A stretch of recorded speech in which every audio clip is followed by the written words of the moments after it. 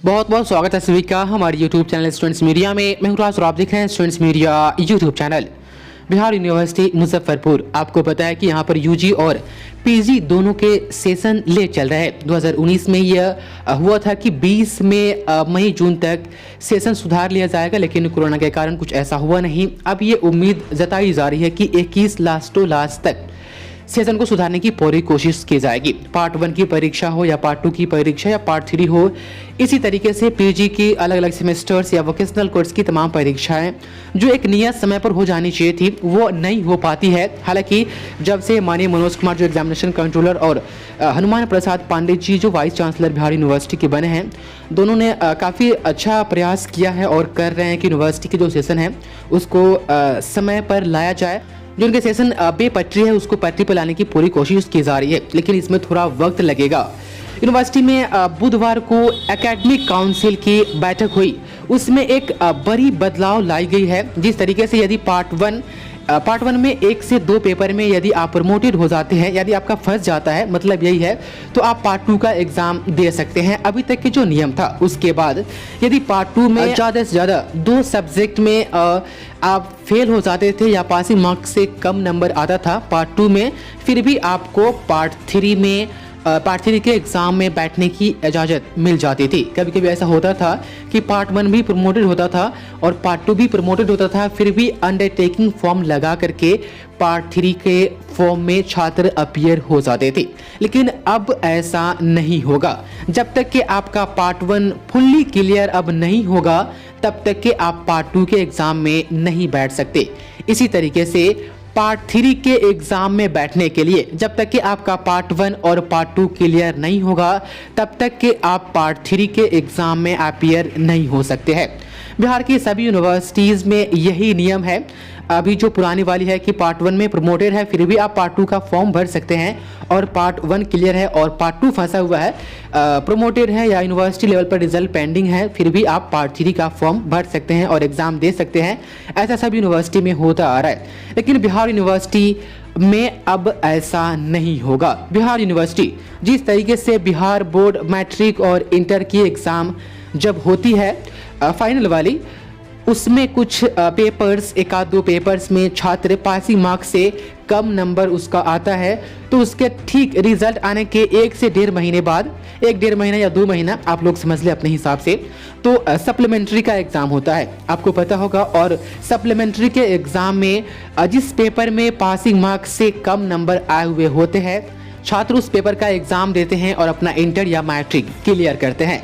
अब बिहार यूनिवर्सिटी भी यही सिस्टम अपनाएगी और ऐसा आज के लगभग सभी अखबारों में दिया गया है।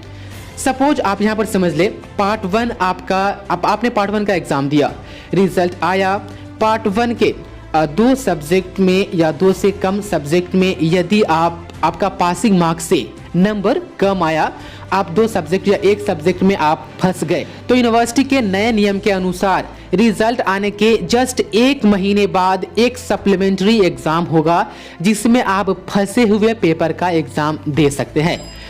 इसी तरीके से पार्ट 2 में भी होगा। पार्ट 2 का आप एग्जाम देंगे और पार्ट 2 रिजल्ट आने के बाद आप 1 या 2 पेपर में आपका रिजल्ट फंस जाता है, तो ठीक रिजल्ट आने के जस्ट 1 महीने के भीतर ही कहा गया है, हम 1 महीना मोटा मोटी मान लेते हैं, तो 1 महीने के भीतर या 1 महीने के बाद एक सप्लीमेंट्री एग्जाम होगा। सप्लीमेंट्री एग्जाम में वही छात्र अपीयर होंगे जिसके रिजल्ट में 2 सब्जेक्ट या 1 सब्जेक्ट में वो पासिंग मार्क्स से उसके कम नंबर आए होंगे, वो अपीयर होंगे, उनके लिए फॉर्म भरा जाएगा, उसका एडमिट कार्ड आएगा, फॉर्म चार्जेस भी आपको देने होंगे और सप्लीमेंट्री का एग्जाम होगा। यानी जिस तरीके से रिजल्ट को क्लियर करने के लिए बिहार बोर्ड सप्लीमेंट्री ले रही है, अब बिहार विश्वविद्यालय भी सप्लीमेंट्री की परीक्षा लेगी। लेकिन एक सवाल माइंड में आ रहा है कि जो ईयरली एग्जाम जो होते हैं, चाहे पीजी के सेमेस्टर वाइज एग्जाम होते हैं, जो एग्जाम समय पर होना चाहिए वो एग्जाम तो समय पर होता ही नहीं है। क्या ये सप्लीमेंट्री जो लागू की है विश्वविद्यालय, क्या ये कामयाब हो पाएगी? वो तो बात की बात है, लेकिन आप टाइटल देख ले। ये आज ही का दैनिक भास्कर का रिपोर्ट है कि पार्ट 1 और 2 में प्रमोट होने वाले के लिए अब सप्लीमेंट्री। अब पार्ट 1 और पार्ट 2 क्लियर होगा तभी आप पार्ट 3 का एग्जाम दे सकते हैं। क्लियर करने के लिए सप्लीमेंट्री का एग्ज़ाम देना होगा।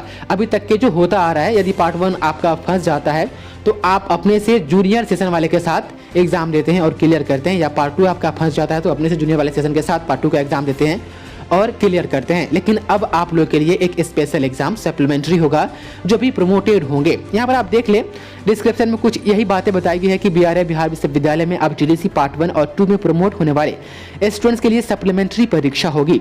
पार्ट 1 और 2 के रिजल्ट के 1 महीने के अंदर इसकी परीक्षा होगी। यानी अब पार्ट 1 और 2 में अधिकतम 2 पेपर में प्रमोट होने वाले स्टूडेंट सीधे पार्ट 3 की परीक्षा नहीं दे पाएंगे। आप देख पा रहे अधिकतम 2 पेपर कहा गया है। यदि आपका ऑनर्स फंसता है तो ऑनर्स में 2 पेपर होते हैं, दोनों का एग्जाम आपको देना होगा।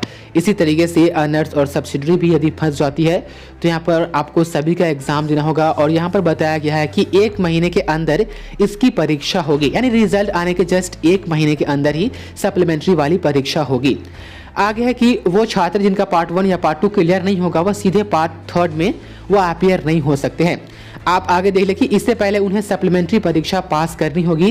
रिजल्ट के पेंडिंग मामले से लेकर परीक्षा विभाग की परेशानियों को देखते हुए विश्वविद्यालय ने फैसला लिया है। अब टीडीसी पार्ट 3 की परीक्षा में MIL और GS की परीक्षा OMR पर ली जाएगी। तो नीचे वाला पार्ट 3 वालों के लिए है, वह हम अगले वीडियो में कवर करेंगे। लेकिन पार्ट 1 और पार्ट 2 के लिए यह नियम लाया गया है कि पार्ट 1 में प्रमोटेड होते हैं या पार्ट 2 में प्रमोटेड होते हैं तो रिजल्ट आने के जस्ट 1 महीने के भीतर या 1 महीने के अंतराल में लिया जाएगा एग्जाम सप्लीमेंट्री का, और उसमें छात्र प्रमोटेड सब्जेक्ट का फॉर्म भरेंगे और अपना रिजल्ट क्लियर करेंगे, तभी वो पार्ट 3 का एग्जाम देंगे। तो उम्मीद है समझ में आ गई होगी कि ये क्या रिपोर्ट है। बहुत सारे कमेंट आ रहे थे, स्क्रीनशॉट भी बहुत सारे स्टूडेंट्स ने भेजा था। बहुत बहुत शुक्रिया आपका इस वीडियो को देखने के लिए।